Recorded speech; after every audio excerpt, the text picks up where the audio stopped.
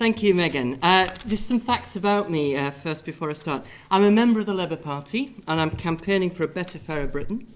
I'm a trade unionist, I am a caseworker and I'm an advocate for working people. And I'm a physics teacher. That is the conversation killer at parties all the time. But physics is easy compared to people, and that's something I've learned over the last 2 years. This morning, for example, I was teaching heat to Year 8. Now, in physics, heat is the macroscopic manifestation of kinetic energy of microscopic particles. Oh, that's what I was teaching Year 8, anyway. But this evening, we're aware of heat of a different kind. The debate around proposed changes to the Gender Recognition Act has become so inflamed that it's led to threats, intimidation, bullying and violence, and I think many of us are aware of that. How to cool this debate down and find progressive solutions calls for a different kind of wisdom, and it's harder than explaining physics. But one thing is for sure, we're not going to find those solutions by shouting at each other or shutting down the debate. And I am so grateful to Women's Place for promoting respectful discussions at meetings across the country.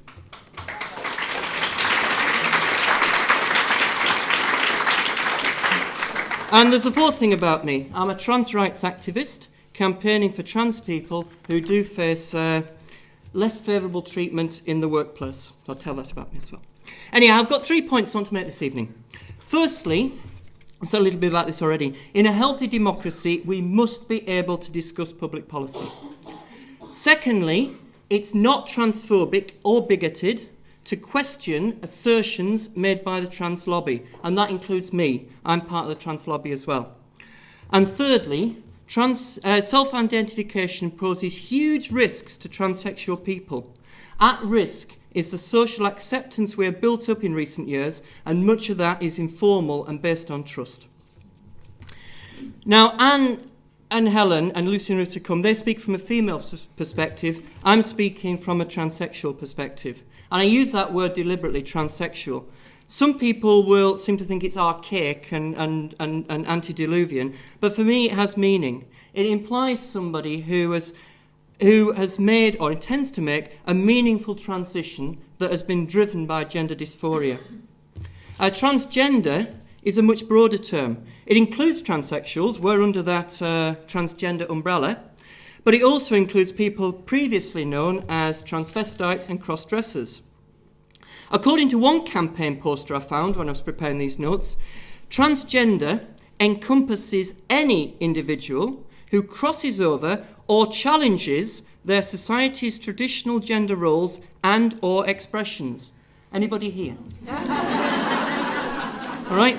If any women want to identify as men, I go ahead. You're now due for a 20% pay rise, a reduction in unpaid caring duties, and other men will suddenly start giving way to you in meetings.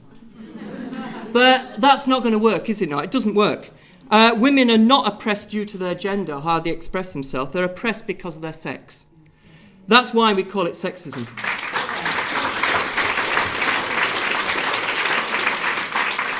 We can replace sex with gender, but we won't replace sexism with genderism. And I agree with everything Helen said. If we ignore sex, we'll ignore sexism. And that sex in transsexual matters. This is not about gender. I identify with the opposite sex. Now, back to my 3 points. In a healthy democracy, we must be able to discuss public policy. Some people don't agree with that and make a lot of fuss and they don't like it. But I want to thank Women's Place for what they are doing to host these debates. The proposed changes to the Gender Recognition Act affect women and trans people, and we need to talk about them. Second point, it's not transphobic or bigoted to question assertions made by the trans lobby. Let me give you one assertion, right? Trans women are women. It's almost like some mantra that must be followed. But what does that mean? What is a woman? Now, there was a post around here that gave the answer. Adult human female, but a man demanded that it was taken down. So down it went. It seems that some consider it hate speech to define a woman by her sex.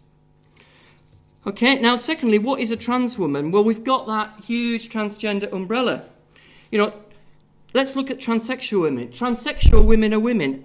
Okay, maybe if they are being done. Though Sooty, my cat, when my cat Sooty was spraying around the house, we had him done as well. It didn't change his sex. But what about cross-dressers of women? Now, 2 years ago, I would have rolled my eyes at that. But when a cross-dresser wins recognition as one of the top 100 female executives 2 years running, it seems that people believe it.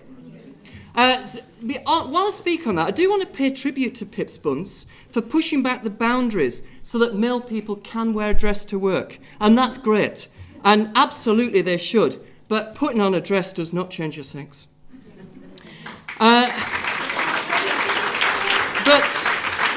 are trans women? Now, I speak for myself here. I don't want to get in any debate with any other trans women.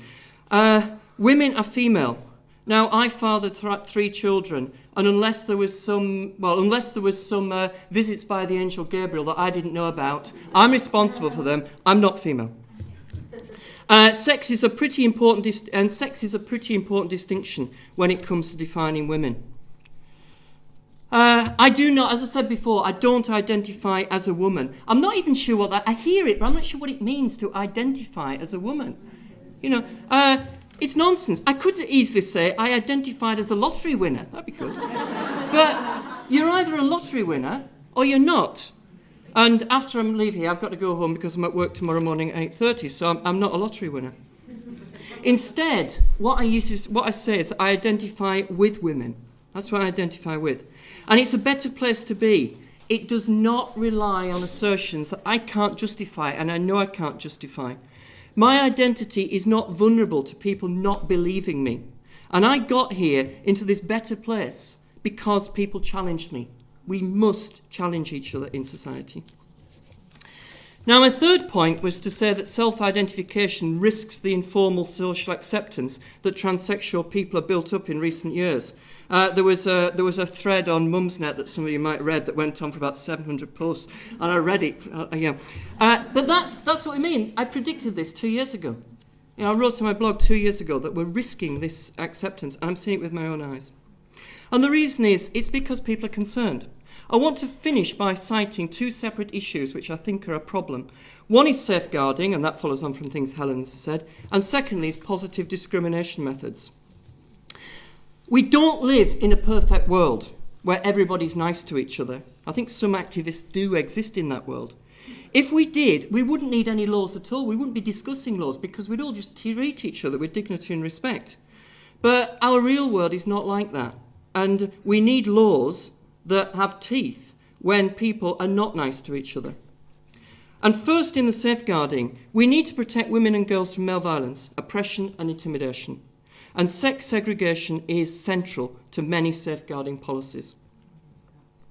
And how do you divide society if it's not strictly by biological sex? Now, for years, transsexuals have been quietly included by women, either as of right, if we have a GRC, or by consent, in many cases, and in my own, where there is no GRC. And in real life, women do include me in their spaces because they say they want me to be there. But I suspect some in the room may think that this is an imposition, and I see where people are coming from. I'm happy to debate this point in the pub later with people. But what I would say is the gatekeeping involved in the medical reports within the present Gender Recognition Act offers safeguards against abuse and reassures society. Sweep those safeguards away and we're left in different territory. If any male person can become a female person just because they say so, then some will be tempted to do it for nefarious purposes. I hear the argument that men wouldn't do that, would they? Well, I was a man for long enough to know that some men definitely would do that, and they're precisely the men that women need to worry about. And they're also the men that transsexuals need to worry about as well. Abusers will take opportunities wherever safeguarding is weakest. And every time someone abuses the system, then it's our credibility that's being damaged. Women say, how can I trust you? Secondly, on to the term of positive discrimination. We are on the fringe of the Labour Party conference. All women shortlists. All women shortlists were introduced to promote an underrepresented group, females. Underrepresented because girls are socialised differently and women are treated differently. Now, I was socialised as a boy, and I made my way in life and high in my profession as a man with all the benefits that gave me. And I want to say that hell would freeze over before I applied to go on a female list, GRC or no GRC. Yes, trans people are underrepresented, and yes, I support affirmative action to support underrepresented groups. But using all women shortlist creates two wrongs. First, it excludes trans men, a group equally in need of representation. And secondly, it takes representation from another underrepresented group, women. Let's take the places from the overrepresented group, the men.